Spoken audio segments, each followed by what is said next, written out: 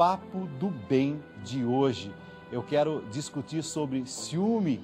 Sabe aquele ciúme que algumas sogras sentem? Embora existam sogras que são melhores que as próprias mães, né?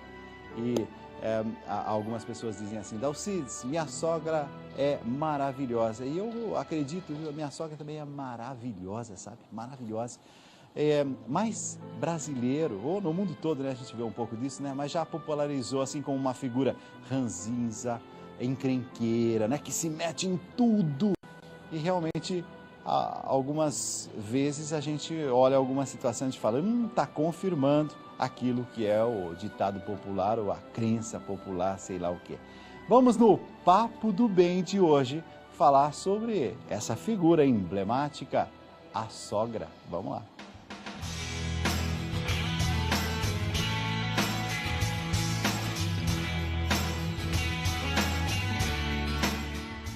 Quem vai me ajudar nessa manhã é Andréa Lorena, psicóloga clínica. Andréa, seja muito bem-vinda. Bom dia. Bom dia, obrigada pelo convite. E vai enfrentar um tema polêmico, hein? O que tem de sogra nos assistindo nesse momento? Mas eu quero assim que você nos ajude a viver melhor em família. Por que, em geral, sogra tem um pouco de ciúme do filho, da filha, é isso?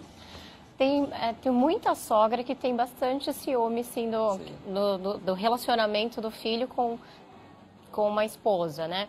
Por quê? Porque ela sente que perdeu ali um lugar muito importante, que de repente aquela esposa está tomando o lugar no coraçãozinho que ela tinha no filho, né? Então ela acaba competindo pela atenção, pelo carinho, né? Querendo dar opiniões sobre o relacionamento, até porque ela já viveu um relacionamento amoroso anterior. Então ela quer mostrar a sua experiência, contar tudo isso e quer que o filho faça do mesmo jeito, né? E por que você está usando só o masculino, o filho? Você não está se referindo à filha? Porque os casos são mais comuns em relação aos filhos, homens? Exatamente. Geralmente a sogra, né, que interfere mais no relacionamento. Sim. Já o sogro, ele interfere mais através da sogra. Ele não vai diretamente e fala assim, filho, olha só, faz isso, isso, isso. Primeiro ele fala com a esposa. Sim. E a esposa vai, que no caso é a sogra, vai comentar no relacionamento dos filhos. Então, por isso que a sogra também acaba sendo essa figura mais emblemática, né? Daquela que vai perturbar o relacionamento. Exatamente. Mas o sogro também, às vezes, está ali na linha de trás, só falando também. Tá ótimo. Eu compreendi a situação, entendi exatamente como é a realidade e trazido aqui de uma forma mais científica pela Andréa Lorena, que é psicóloga clínica. Mas, constatando essa realidade, o que dá para a gente fazer? Sim, o casal ele tem que aprender a colocar limites nessa sogra. Esse que é o grande problema, como fazer isso? Né? Tem uma palavrinha mágica que a gente usa bastante, que é a assertividade. O que é assertividade? É conseguir falar as coisas que está pensando, que está sentindo, sem destruir o relacionamento. Né? E é mais fácil que o filho, né, aquele que tem o parentesco de pai e filho, mãe e filho, que fale dentro dessa relação, não a nora ou o genro, porque senão vai virar uma confusão ainda maior. Né, que esse filho vai falar, mãe, né, veja bem, eu acho que a sua opinião é válida, mas a gente vai fazer do nosso jeito, com um jeitinho e falando de alguma forma. O filho tem que fazer isso. Exatamente, é o filho, não a nora. Mas tem filho também que morre de medo da mãe, não tem? Morre. Ainda também não quer falar, aí a esposa fica brava com esse marido porque ele não está querendo tomar alguma decisão. Então, o marido ali, o filho, é pessoa-chave para tentar resolver essa situação. Isso, exatamente, porque ele vai coordenar as duas mulheres, vamos dizer assim, né? Que uma, por um lado, tá querendo, pressionando, olha, você vai ter que falar para sua mãe, para ela não se meter na nossa vida, e ele tem que coordenar lá a mãe para não magoar. Então, ele é a peça-chave, tanto para colocar o limite na mãe quanto na esposa, porque a esposa também tem que saber relevar algumas coisas dessa relação de que a sogra vai acabar falando, mas ela também não pode levar tudo a ferro e fogo, né? Então, é importante que essa nora também esteja bem consigo mesma para que as coisas que essa sogra fale não venha de encontro com com as formas de encontro com a forma que ela pensa, com a cultura que ela já tem, com a criação que ela já teve, né, para que isso não vire um embate, uma guerra de fato. Você fala com uma segurança, com uma assertividade, que eu fico até pensando assim, isso sempre aconteceu, por exemplo, historicamente, sempre foi assim? Sempre foi assim. Sempre tem essa história de que a sogra mete o dedo no relacionamento dos filhos. Né? Agora eu vou falar dos filhos, que é tanto do filho quanto da filha. Né? Então é uma relação muito frágil, na verdade, porque cada parte pode se magoar muito rapidamente, né? Porque fica ali de fora daquela relação. E o ciúme, ele funciona em termos como se fosse um triângulo. Né? Então, é o ciumento, aquele que sofre o ciúme e aquele que é a vítima do ciúme. Então, qualquer parte aqui pode sair muito prejudicada, então tem que ter muito cuidado. Né? E justamente pensando que o ciúme é uma relação triangular, o que a mãe e esse filho tinham antes? Uma relação assim de corredor. E entra uma terceira pessoa, aí abala essa estrutura que já está montada há muito tempo. Tem também aquela questão da mãe se sentir um pouco insegura nessa situação toda, de estar perdendo, por exemplo, o seu posto, ou de se sentir menos amada, entrou a concorrente, é assim que ela vê. Exatamente. A nora é uma grande concorrente, né? Tá levando meu filho embora.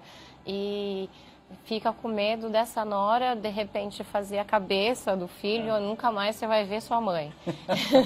Que às vezes acontece, né? Da briga ser tão feia que aí o filho opta pela esposa e acaba se afastando da mãe, que é justamente o maior medo que essa mãe tem. Uma sogra inteligente vai evitar que se chegue nesse extremo. Exatamente. As três partes inteligentes vão tentar que chegue essa situação, porque o filho também sente falta da mãe. Né? A nora e a sogra têm que entender que são relações diferentes, que quando o filho casa, ela não vai deixar de ser mãe. E a esposa nunca vai ser a mãe. Nesses dias alguém me contou a história de que o filho é muito ligado à mãe e ele precisa telefonar o tempo todo e essa sintonia, e está irritando esta esposa. E aí eu disse assim, ó, eu não vou responder não, nos próximos dias vai ter um programa especial. Esse alguém está acompanhando agora e que me fez essa questão. O que eu digo para essa esposa, o que eu digo para esse filho, o que eu digo para essa mãe? Dizer que, mais uma vez, explicar que assim, minha mãe vai ser sempre a minha mãe. Né? Então, vou ouvi-la, vou respeitá-la, a gente vai ter uma conversa e a esposa também. Só que cada uma tem um papel a ser exercido nessa relação. Quando mistura esses papéis que dá essa confusão toda, que uma quer roubar o papel da outra. Né? Então, esse filho tem que usar muito da assertividade, da esperteza, da inteligência para coordenar essa relação. E se por acaso estiver telefonando demais, pode dar uma diminuidinha também pela paz em casa, Sim, não é isso? Falar, mãe, né? Te ligo mais tarde para te contar como foi. Depois a gente se fala e colocando sempre o limite nessa relação, mas sem ofender. Né? Tem alguma atitude que é importante, assim, bem prática, então, além do diálogo? O diálogo é fundamental, todos estão envolvidos, mas hoje, por exemplo, quem está nos acompanhando nesse momento está dizendo, eu acho que eu estou vivendo um pouco esse conflito, esse mal-estar. Essa sogra, o que ela pode começar a fazer a partir de agora? Ela pode tentar não se intrometer muito nessa relação. Como fazer isso? Ligar menos para o filho, ou então se quiser ligar bastante, mas evitar falar sobre o relacionamento amoroso. Pergunta como ele está, se ele está bem. Pergunta dos netos. Pergunta dos netos, do trabalho, se está tudo bem, mas não precisa necessariamente tocar nesse assunto. Entendi. Ou, na verdade, perguntar como está, não dar opinião. Né, já que se é difícil não ligar, se é difícil não ficar acompanhando tão de perto, mas que pelo menos pergunte como está. E não, assim, mas por que você não fez isso? Por que você não faz assim? Faz assim assado, que é essa parte que vai incomodar bastante tanto o filho quanto a esposa. E tem sogra que não necessariamente fala alguma coisa, mas faz assim aquela cara, não tem aquela coisa? Festa de Natal, por exemplo, tá toda a família, mas ela tá um pouco emburrada. Quer dizer, não é só aquilo que a gente diz, Mas Sim. o nosso corpo também se comunica. O corpo também se comunica e comunica mais do que a fala. Então, nesse momento, ela pode se retirar um pouco daquele ambiente. Vai no banheiro, vai tomar uma água, até para se reconectar aí com os pensamentos. Por que eu estou tão brava? Por que eu estou tão chateada? Né? Para se perguntar o que está me irritando, verificar, né? Eu estou com raiva, estou triste, estou chateada, mas se isso faz sentido. Né? Assim, então, mas eu estou chateada porque meu filho não está me ouvindo. E aí, identificando esse pensamento, fica mais fácil também de não ficar mais carrancuda lá na frente. Andréa, o ser humano é complicado, Muito. não é? Nossa, a gente é um baú de emoções, sensações, né?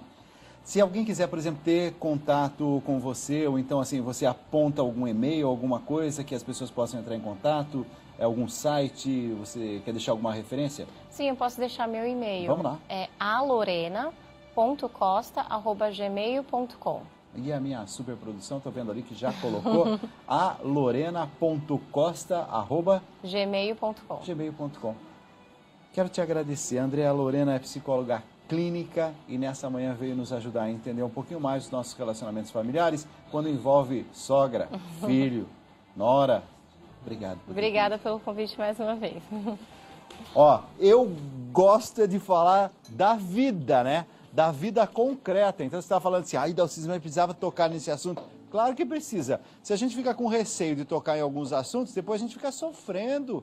E muitas vezes a gente sofre calado, né? Tá sofrendo, não tá bom.